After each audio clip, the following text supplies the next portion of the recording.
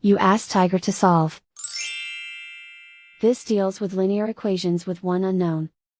The final result is x equals -4. Let's solve it step by step.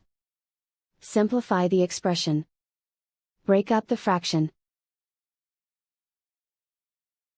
Simplify the fraction. Find the greatest common factor of the numerator and denominator. Factor out and cancel the greatest common factor. Group all constants on the right side of the equation. Subtract 3 from both sides. Simplify the arithmetic.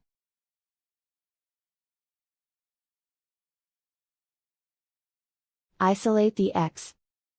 Multiply both sides by inverse fraction 4/3. Group like terms. Multiply the coefficients.